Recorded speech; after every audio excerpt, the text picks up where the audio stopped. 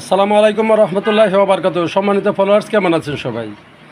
মানে আমি এই কিছুক্ষণ আগে ফেসবুক না, ইউটিউবে সার্চ করছিলাম, দেখতে পেলাম আমাদের নারায়ণগঞ্জের সাবেক বীরযোদ্ধা সাহসী শামীম ওসমান মানে একটি চ্যানেলকে সাক্ষাৎকার দিচ্ছে।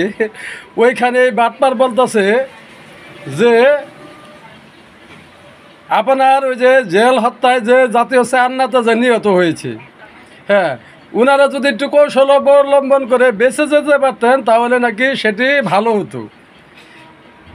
মানে সাংবাদিকের প্রশ্ন ছিল এই যে বিভিন্ন সময় যে আপনি যে পলায়ন করেন, সুবিধায় যখন থাকেন তখন হুঙ্কার টুঙ্কার দেন, আর যখন একটু অসুবিধায় পড়েন সবার আগে আপনি পালিয়ে যান।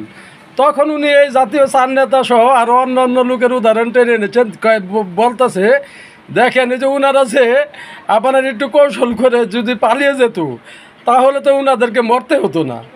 এই ধরুন, আমি শামীম ওসমান বলতেছে ওই সাংবাদিককে যে আমি বাংলাদেশ থেকে 3বার পালিয়ে এসেছি, কিন্তু আমি তো ভাই বেঁচে রয়েছি, সুযোগ পেলে আবার বাংলাদেশে যাব, যে ওইখানে আবার যে রাজনীতি শুরু করব আর খেলা হবে, এই ডায়লগ আবার দিতে থাকবো।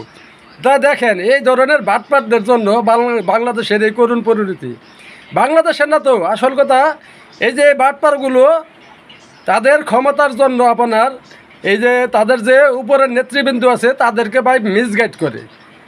এই দীর্ঘ 15 বছর এই বাটপার আপনার ওই শেখ হাসিনাকে আপার জন্য জান দিয়ে দিব, প্রাণ দিয়ে দিব, এ কথা বলতো।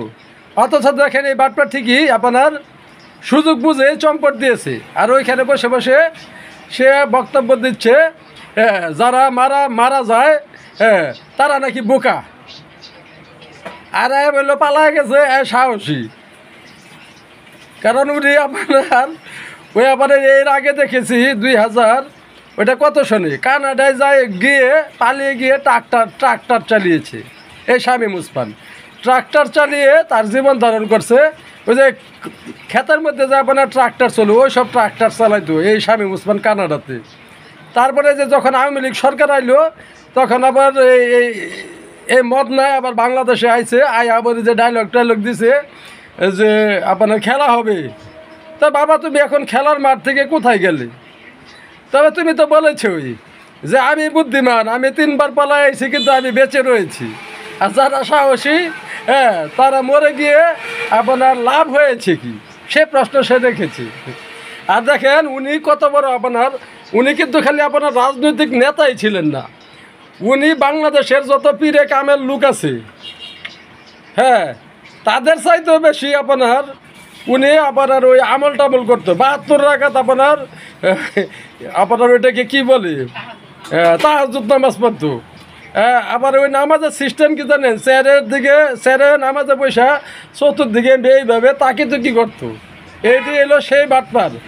নামাজকে সে তার ব্যবসা, ওই রাজনৈতিক ব্যবসার একটি উপকরণ বানিয়েছিল। মানুষকে দেখাতো যে আমার মতো নামাজ আর বাংলাদেশে কেউ পড়ে না। আসল কথা ভাই ওইটি একটা বাটপার। ও শুধুমাত্র ওর বাটপারিগুলো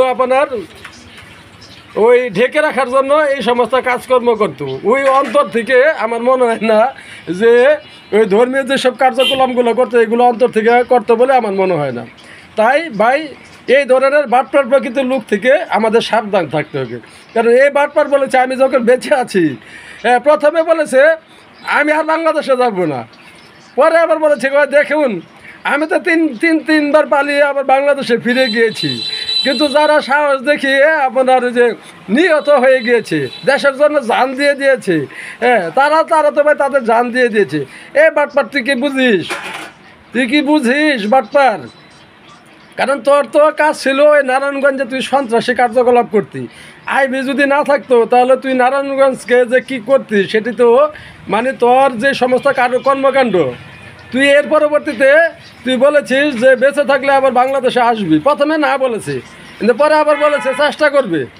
তুই আসলে এবার তোকে আর ছাড় নেই বাটপার, তোর বাদ বাকি জীবন ওই জেলখানাতেই কাটাতে হবে।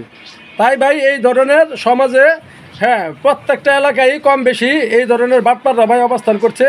এই ধরনের বাটপারদেরকে ভাই কোনো অবস্থাতেই সমাজে জায়গা দেওয়া যাবে না। হ্যাঁ, ওদেরকে প্রতিহত করতে হবে। ওরা বিভিন্ন সময় ধর্মকর্ম হ্যাঁ, বিভিন্ন নাম ব্যবহার করে ভাই ওরা বিভিন্ন রকম পায়তারা লিপ্ত থাকে। তাই সবাই এই বাটপারদের থেকে সাবধান থাকবে। ধন্যবাদ, সবাই ভালো থাকবেন।